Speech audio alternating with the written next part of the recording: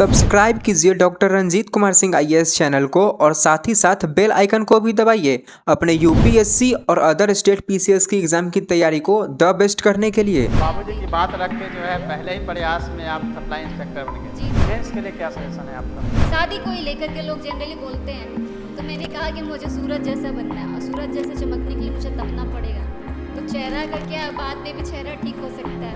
आपके परिवार वालों को प्रॉब्लम नहीं है कि आप शादीशुदा नहीं है, लेकिन आपके रिश्तेदारों को इतनी प्रॉब्लम होगी कि आपकी शादी नहीं हो रही।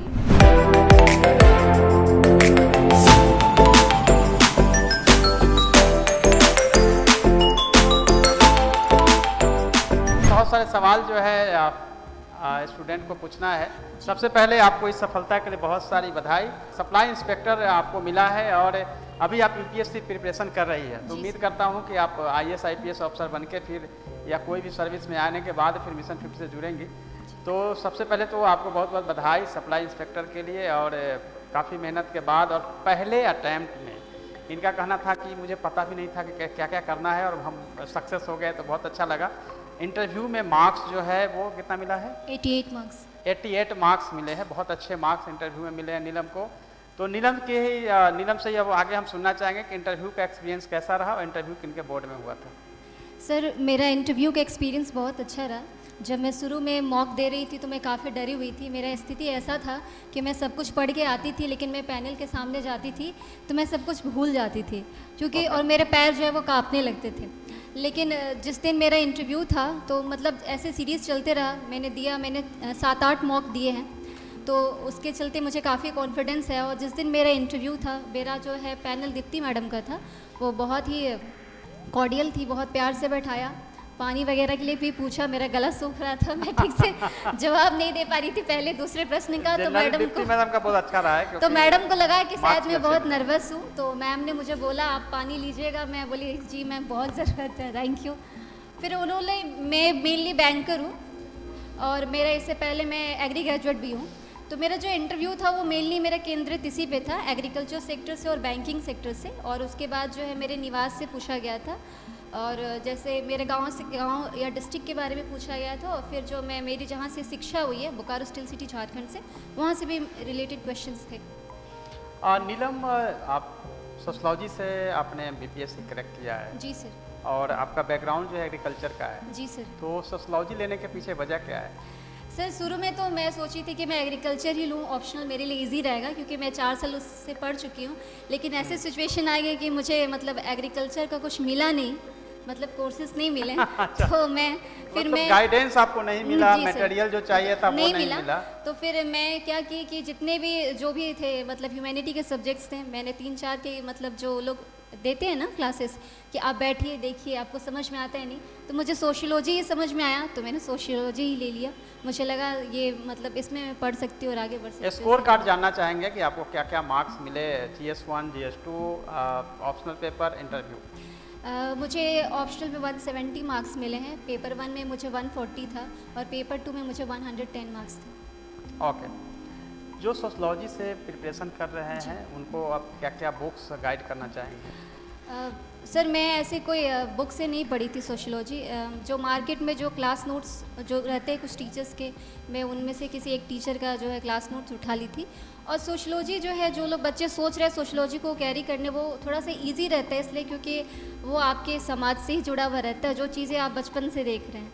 जैसे इसमें मैरिज पढ़ना रहता है, तो शादी के बारे में लोग बचपन से ही देखते हैं। ये अलग है कि इसमें अलग अलग प्रकार की जो है शादियाँ, मतलब हिंदू में क्या है, कई तरह की ट्राइबल्स में क्या है, परिवार कितने प्रकार के हैं, ये सब आपको उसमें पढ़ना होता है। फैमिली है, परिवार के बारे में है, तो बहुत सारी चीज़ें हैं जो आप शुरू से जानते हैं। बस फ़र्क सिर्फ इतना है कि आपको उसको जो है प्रेजेंट करने आना चाहिए, और थोड़ा सा और डीप में थोड़ा सा पढ़ना पड़ता है, मतलब सेग्रेटेड हो जाता है, ऐसे आप कॉमन हर कुछ जानते हैं। तो सोशियोलॉजी जो है वो मतलब आसान रहता है समझने में और उसको कैरी करने में। आपने अपनी तैयारी में क्या क्या फेस किया?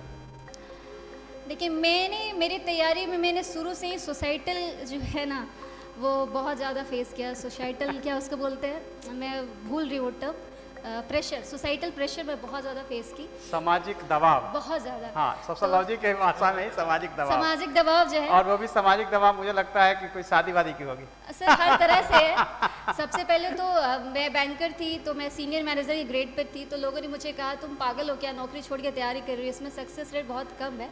लेकिन चूंकि मेरे घर वाले शुरू से ही मुझे बोल रहे थे कि तुम यूपीएससी की और बीपीएससी की प्रिपरेशन करो, लेकिन चूंकि शुरू में मैं पढ़ने से बहुत भागती थी, मैं पढ़ना नहीं चाहती थी ऑनेस्टली बोलूँ तो मैं अभी टाल रही थी। फिर एक ऐसा मोड़ आया और मेरे फादर ने बोला कि नहीं बेटा एक बार दो तो मुझे लगा कि बाबूजी की बात को रखना चाहिए, तो फिर मैं इस प्रिपरेशन में तो बाबूजी की बात रख के जो है पहले ही प्रयास में आप सप्लाई इंस्पेक्टर बन गए। जी सर।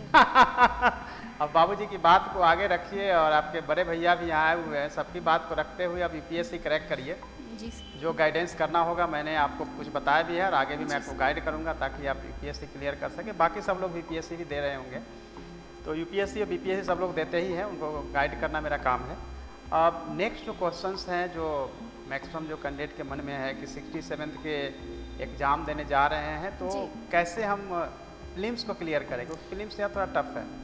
देखिए प्रीलिम्स जो है वो बीपीएससी का काफ़ी डायनामिक है, तो जो चीज़ें मैंने अपने एक्सपीरियंस से मतलब जाना वो ये है कि आपको जो है बस सिलेबस और प्रीवियस ईयर क्वेश्चंस पे पूरा स्टिक रहना पड़ेगा, सिलेबस के हिसाब से पढ़ना पड़ेगा और कोशिश कीजिए कि जितना ज़्यादा हो सके उतनी बार आप प्रीवियस ईयर क्वेश्चंस को जो है बना सके। उससे क्या होगा ना कि आपको क्वेश्चंस याद हो जाएंगे। जब एक बार आपको क्वेश्चंस याद हो जाएंगे तो आपको समझ में आ जाएगा कि इसी टॉपिक से क्वेश्चन आया है, तो बाद में आपके लिए जो है उसको चीज़ों को और बेहतर करना आसान हो जाएगा। मेंस के लिए क्या सजेशन है आपका?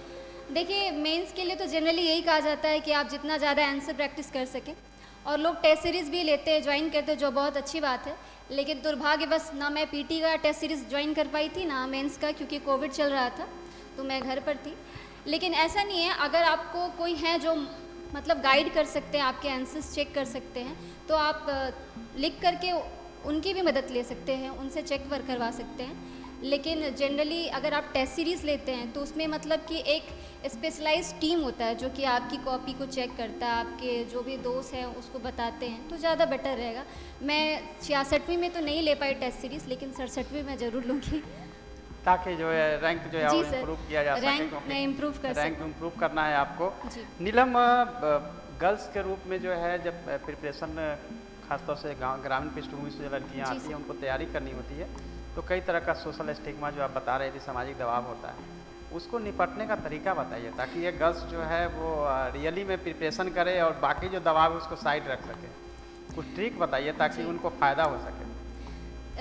जैसे मैं जब प्रिपरेशन स्टार्ट कर रही थी तो जनरली होता है लोगों का एक चलते आ रहा है पुराने समय से कि लड़कियां खूबसूरत दिखनी चाहिए। तो एक बार मुझे किसी ने कहा कि मतलब तुम्हारा चेहरा खराब हो जाएगा, तुम मतलब शादी को ही लेकर के लोग जनरली बोलते हैं, तो मैंने कहा कि मुझे सूरज जैसा बनना है और सूरज जैसे चमकने के लिए मुझे तपना पड़ेगा। तो चेहरा का क्या, बाद में भी चेहरा ठीक हो सकता है, कुछ भी हो सकता है, चेहरा तो सुंदर है, इसमें कोई नहीं है। सुंदरता अंदर से भी होनी चाहिए, बाहर से। देखिए सुंदरता का मेरे नज़र में जो पैमाना है, अगर आप मुस्कुराते हैं तो कैसा भी है आप सुंदर, आपका फेस दिखेगा। एक ही फार्मूला है, किसी को सुंदर दिखना है मुस्कुराते रहे, उसका कोई काला गोरा ये सब से कुछ होता भी नहीं है। और सुंदरता ऐसा नहीं है कि इस तरह से सुंदरता डिपेंड करता है, ठीक है, आपका थॉट्स अलग सही है, आपका थॉट्स है कि उनको सोचना चाहिए। गर्ल्स जब बाहर आती हैं तो 1 साल होने के साथ ही उन पे प्रेशर शुरू होती है। स्पेशली खासकर शादी का तो ऐसा प्रेशर रहता है कि मत पूछिए। आपके परिवार वालों को प्रॉब्लम नहीं है कि आप शादीशुदा नहीं है, लेकिन आपके रिश्तेदारों को इतनी प्रॉब्लम होगी कि आपकी शादी नहीं हो रही है। सब गर्ल्स की यही समस्या है अभी। और उसके चलते क्या होता है कि मतलब लड़कियों को मौका भी थोड़ा कम मिलता है इसी चीज़ के लिए, शादी के दबाव के चलते। जैसे मेरे साथ भी कुछ मेरे फ्रेंड्स थे जो तैयारी कर रहे थे, लेकिन ऐसा हुआ कि इन कोरोना काल में उनका शादी हो गया, विदाई समारोह हो गया हम लोगों का।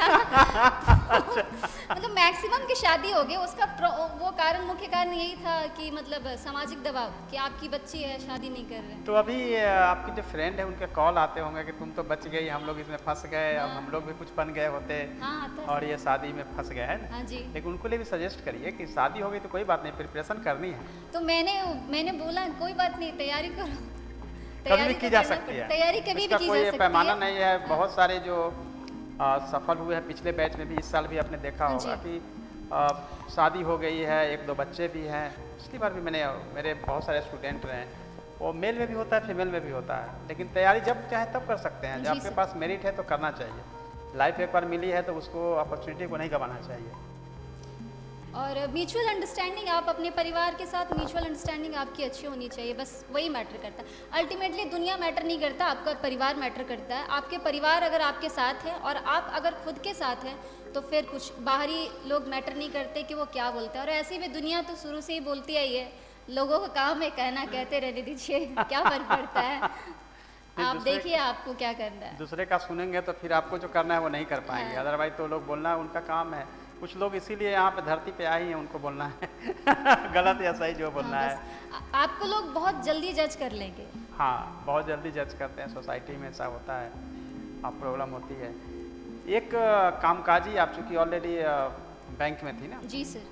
उसके बाद प्रिपरेशन के लिए आपके पास समय मिलता होगा, मुझे लगता है मॉर्निंग 2 घंटा, शाम में 2 घंटा, 4-5 नहीं घंटा। नहीं सर, मैं 2018 के मैं लास्ट में रिज़ाइन डाल दी थी अच्छा, क्योंकि आपने मुझे रिजाइन डाल के प्रिपरेशन, फिर आपने जी एक सर। रिस्क लिया। इसी के लिए ज़्यादा प्रेशर था। रिस्क है, हाँ। रिज़ाइन में डाल दी थी। उसके बाद मैं 2019 से मैंने प्रिपरेशन स्टार्ट किया था और 2020 में मैंने बीपीएससी का पहला अटेम्प्ट दिया था। काफ़ी आपने रिस्क लिया और ये रिस्क जो है ऊपर वाले ने सुन लिया कि नहीं, इसने जी, सर। रिजाइन ही किया जॉब से तो इसको आना चाहिए। हाँ, लेकिन जिनको इस तरह के रिस्क लेने हैं उनमें अपना कॉन्फिडेंस होना चाहिए। ऐसा नहीं हो कि नीलम को देख के आज से रिजाइन लेना शुरू कर दे दो कि नहीं रिजाइन करके हो जाता है, ऐसा नहीं ये करना है। लेकिन हाँ, बहुत सारे ऐसे हैं जो कि आपने 11th रैंक का रितिका है, ऑलरेडी बैंक ऑफ बड़ौदा में वो भी पोस्टेड है, तो जॉब करते हुए उन्होंने 11th रैंक लाया था। तो ऐसा नहीं है। नीलम एक है कि जिन्होंने अपना टाइम निकालने के लिए उन्होंने डिजाइन किया, किसी ने डिजाइन किया, किसी ने नहीं किया। लेकिन ये रिस्क लेना नहीं है जब तक अगर, हाँ, फैमिली अगर बैकग्राउंड आपका साउंड है, इकोनॉमिकली साउंड है, तो आप इस रिस्क को ले सकते हैं। लेकिन जिनका फैमिली उस पर डिपेंड है या आप खुद ही उस पर डिपेंड है जॉब पे, तो जॉब को क्विट नहीं करना चाहिए। अपने तरफ से आप बताइए कुछ जो आपको लगता हो, जो हमने नहीं पूछा हो और आपको बताना रह गया हो। जी, मैं यहाँ पे स्टूडेंट के साथ साथ गार्जियन से भी रिक्वेस्ट करना चाहूँगी कि ये जो एग्ज़ाम है, चाहे वो यूपीएससी हो या फिर बीपीएससी हो, वो सिर्फ स्टूडेंट का ही नहीं, उनके गार्जियन की भी धैर्य की परीक्षा है। बहुत बड़ी बात तो है। आप जो है अपने बच्चे पे विश्वास रखिए। वही आप क्या सोचते हैं आपके बच्चे के लिए, वो सबसे ज़्यादा इम्पॉर्टेंट है।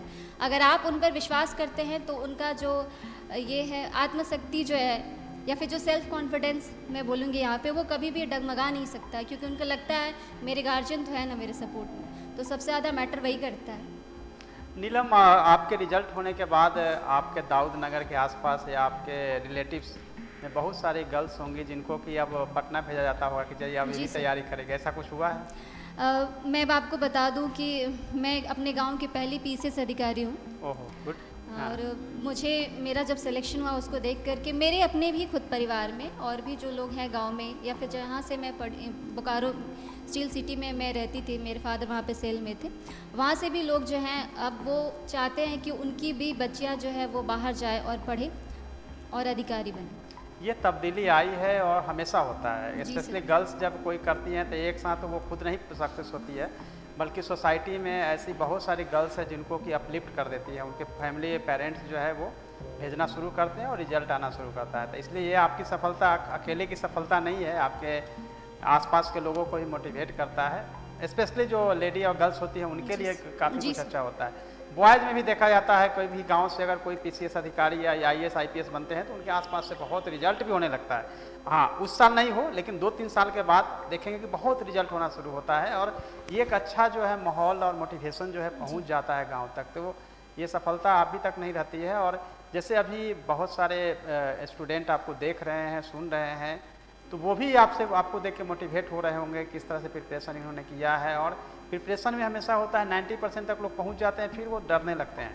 उनको केवल फिनिशिंग लाइन तक पहुंचना होता है। फिनिशिंग लाइन पहुंचने का सीधा मतलब है एवरेज से थोड़ा बेटर करना है, एवरेज में नहीं रहना, एवरेज से थोड़ा बेटर करेंगे ऑटोमेटिक हो जाएगा, यही होता है। जी, और बताइए कुछ। और मैं यही बोलूँगी कि जो प्रिपरेशन है वो आपका कंटिन्यूअस रहना इस चाहिए। साइड आ जाइए, कुछ कमेंट्स में आपका ले लेता हूँ जो स्टूडेंट लोग पूछ रहे हैं। प्रिपरेशन जो है वो कंटिन्यूअस रहता है। बहुत बार ऐसा मेरे साथ भी हुआ है, जैसे मैं आपको अपनी पर्सनल एक्सपीरियंस ही बता रही हूँ। जब मैंने शुरू किया था प्रिपरेशन, तो मेरे साथ ऐसा था कि मैं लगातार 2 घंटा बैठ के नहीं पढ़ पाती थी। मैं 45 मिनट पढ़ती थी, उसके बाद मैं उठ जाती थी, क्योंकि मैं कंटिन्यू नहीं कर पाती थी। तो कोई भी चीज़ें जो है वो ऑल ऑफ सडन नहीं होती है। धीरे धीरे आप उसको इम्प्रूव कर सकते हैं, धीरे धीरे आप पढ़ने के घंटे को बढ़ा सकते हैं, धीरे धीरे आप अपने नॉलेज को बढ़ा सकते हैं, सब कुछ बढ़ा सकते हैं। तो प्रिपरेशन जो है आप अपना कंटिन्यूस रखिए। जनरली लोग होता है कि 2 महीना बहुत अच्छे से चलता है, फिर कुछ लोगों का जो है 10 दिन या 15 दिन ब्रेक लग जाता है। उससे क्या होता है, लोग पीछे आ जाते हैं। तो पीछे नहीं आना है, आगे बढ़ते जाना है। भले ही थोड़ा स्लो हो, लेकिन वो है ना, slow and steady wins the race. बस सिर्फ उसी पर जो है हम लोगों को जो एक तरह से मान गए कि चिपकते रहना है बस। वेरी गुड नीलम, चलते चलते आपको कुछ कहना है तो लास्टली आप कह दीजिए। मैं लड़कियों को बस यही बोलूँगी, जैसे मैंने पहले भी बोला, चाँद जैसा खूबसूरत नहीं, सूरज जैसा तेज चमको। चलिए, थैंक यू, बहुत बहुत बधाई। Thank you sir. आपके उज्जवल भविष्य की कामना करता हूँ नीलम। आप यूपीएससी क्लियर करें और फिर आईएएस, आईपीएस या फिर एलाइड सर्विस आईआरएस तक कम से कम आईएएस बन के यहाँ बेटर है, और फिर अगली बार आपसे इंटरेक्शन हो सके, आगे मैं आपको गाइड करता रहूँगा। Thank you so much. Thank you, okay, take care.